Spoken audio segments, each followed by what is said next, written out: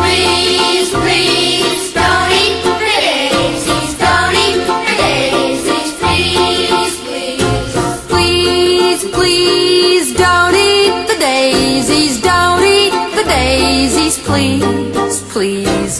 Here I am waiting and anticipating the kisses that I'll get from you. Don't eat the daisies, please. Hi, thanks for joining us. I'm Jennifer Chester. Welcome to Gardening in April. So let's go get April and get started.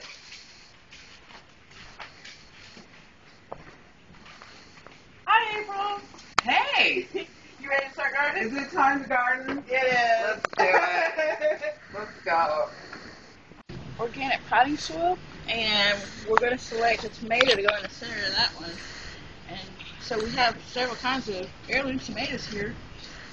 This is the Juan Bunny heirloom. I believe that's also an indeterminate tomato, as well as this one. This is a black cherry. Now this would be equally good in. Let's see what we have here. That was that pretty gold. And then, but here's the Cherokee purple. I can't wait for that one. I think let's make it the star of this one. What do you think? I think so. So my favorite way to do this is just to invert pot, squeeze, and tap, squeeze and tap. You feel it loosen, you feel the weight, and you lift this out. And do you want to break up the root ball on it? Or? Carefully, because they could tear. First tip it, and then shake it a little bit to let some of the roots loose so they can contact the new soil. And then the important thing about planting just about every plant there is to make sure that the original root level remains the same with the surface. Okay. That's good to know. Yeah. So I have a tendency to plant too deep, I think. And that can, when the roots are too low than they like, then they'll end up with too much water around the stem, the base of the stem, and that can cause a rot situation, which is not good. And then we want to put our marker in, right? Yes. Because we might we forget. know. Yes. So that one's all set. Oh, now you have a great collection of herbs right here. Oh my gosh, it smells so good.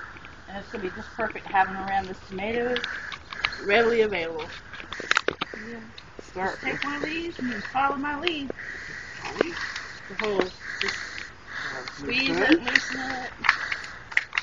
There you go. You feel how it's starting to loosen from the side. And then gently hold it, tip it over.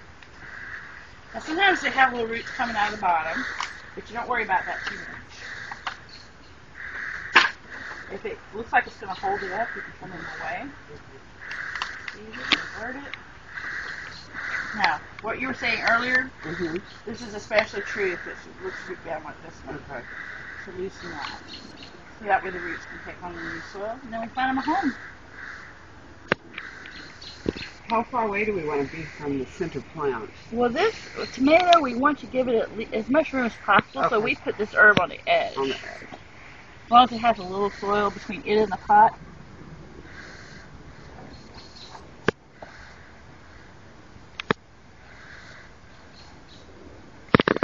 That's what's happening. Now, you got your marker? Oh, you have your marker, so For the basil. yeah, and this is for the thyme. Okay. So to keep the level the same. Okay, cool. And then later we can always just plant seeds in that soil. Yay! Handy thing. Scoop some out as you go a little bit. Continue and go around the edge. Oh, well, there's no marker in it. It's very good as oregano. Oh, yeah.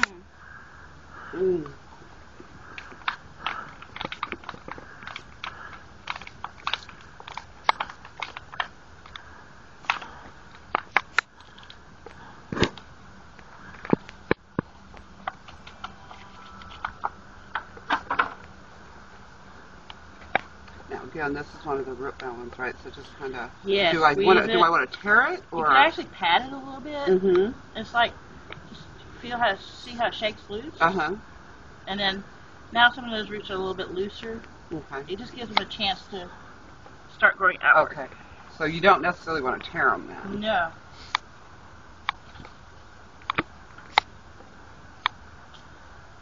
Once they're loosened from the original soil, that encourages them to go look and attach to different soil, and so that gives them a chance to more rapidly.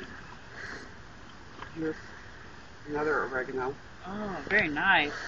You could actually put that right next to the variegated. Okay. And here I have sage, otherwise known as salvia. A lot of sages are actually used as ornamentals for their flowers. But this one, not so much.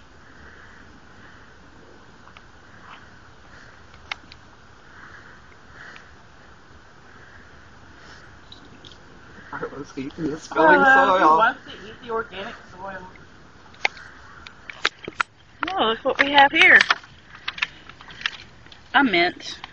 Now, mint wants to take over the world. Should that be avoided in this particular plant? Well, they do spread quite rapidly, but if you tend to actually use a lot of it and keep pinching it, it'll be fine. It can go right next to the basil. And if you accidentally clip the leaf of the mint and mix it in with the basil dish that calls for basil, you'll find it's actually interesting.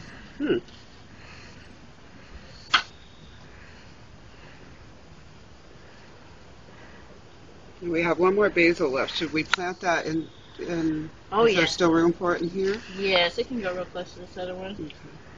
Here we go.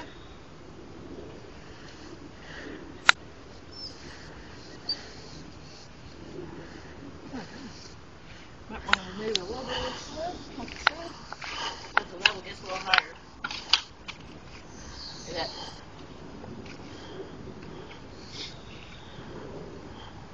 Yeah, it looks like everything's fine. Now, a little trick I use, make sure everything's settled in properly and there's no pockets of air. I will shake the pot.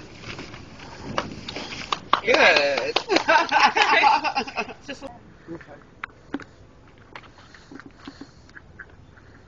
yes, now we have some. Oh, what? Yeah, but it's frozen.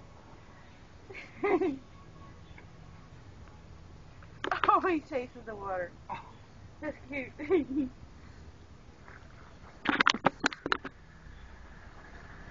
They're just raining down.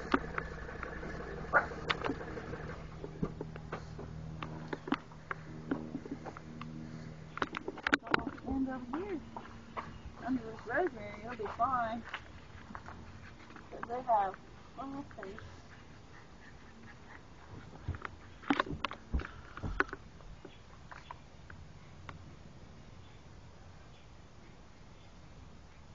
Yeah, I cheat. I use a little stick and poke holes. Saves your nails from getting split. Yeah, that's true. Uh-huh.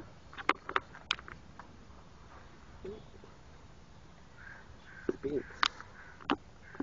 Bush beans. Yeah, pretty ones. And then we'll find some bamboo stakes and put them at either end and stretch some deep across them. And they'll be able to climb up on there.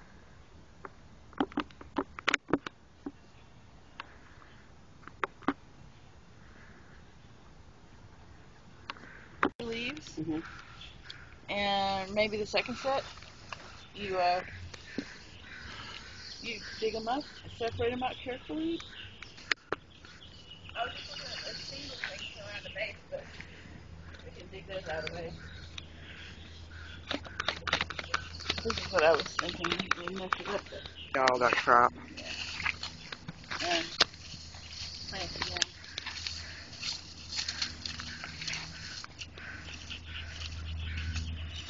That looks like some kind of mint. To me, that looks like some kind of mint. Yeah, there is. There's not. Okay, nice little pocket right there. Yeah, sprinkle them in there. Press them. Don't be shy. And something here. That's a good spot.